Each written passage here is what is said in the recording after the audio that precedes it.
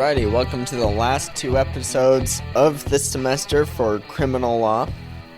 We are starting off our discussion today with conspiracy, and specifically finishing up our discussion on conspiracy. And we're going to focus on the two types of conspiracy and then also defenses that people can make specific to conspiracy charges. So what are the two types of conspiracies? Well, there's bilateral or there's unilateral.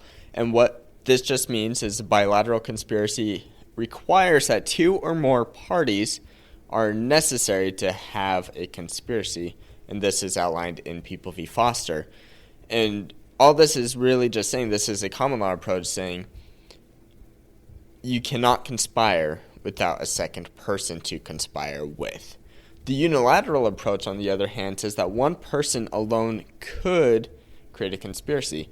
And what kind of situations are going to come up where you may consider whether or not a person has committed a conspiracy underneath this bilateral or unilateral theory?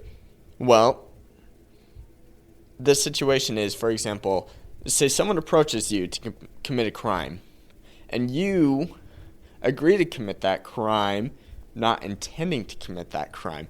You're agreeing just to learn more about that crime. And then you learn more about that crime and you turn over the person into the officials.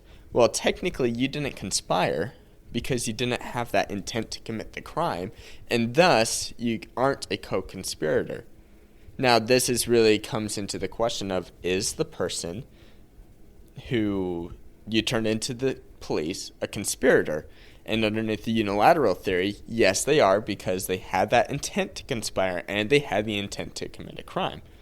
Underneath the bilateral theory, they are not a co-conspirator because it requires both people in order to actually find a conviction. And in replacement of a conspiracy charge, you would charge attempt to conspire instead. So let's go ahead and move into defenses to conspiracy.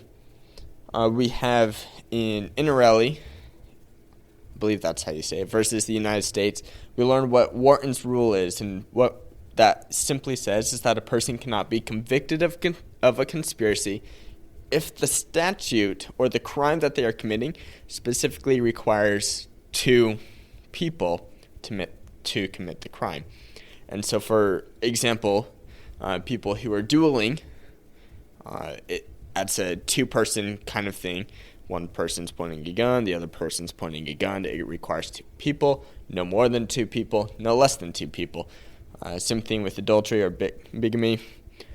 All these things are saying is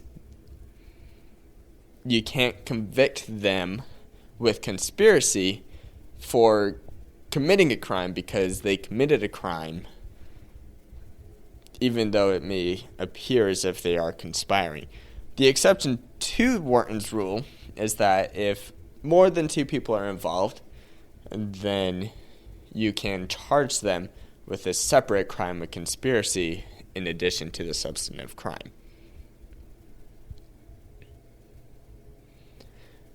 We have a couple other defenses. A person who's a victim of a crime cannot be a co-conspirator of that crime. That's in Gerberati versus the United States. And then in People v. Sconce, we learned that people can withdraw from a crime. And so there's a difference between a true withdrawal and a partial withdrawal. A true withdrawal is rejection of the conspiracy that was communicated, and it needs to be communicated to co-conspirators.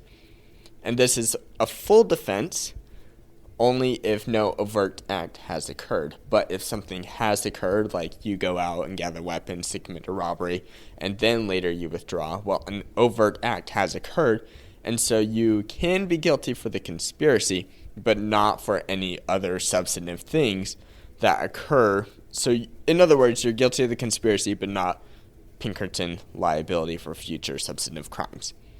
The benefit of withdrawal, or of allowing withdrawal, is that we want to prevent people from committing crimes, and that means that the deterrence of the utilitarian theory worked. And so we want to encourage withdrawal even after an overt act has actually occurred. Under the MPC, this is called renunciation. and it allows withdrawal to be a complete and total defense only if the defendant also thwarts the success of the conspiracy. So say you're going out to rob, you gather all the guns, you say, I don't want to be a part of this anymore on the way there, and instead of just getting out of the car and letting them go on their way, you also have to call the police or do something to stop the action from actually going through. And so that is everything with conspiracy. Thank you for listening to this episode of The Law Schoolers. Before I let you go, there are 4 things I want to say. The first thing is if you enjoyed these episodes and if you enjoyed the website, I would invite you to go and join Law Schoolers Pro. And you can do that by going to lawschoolers.com/join.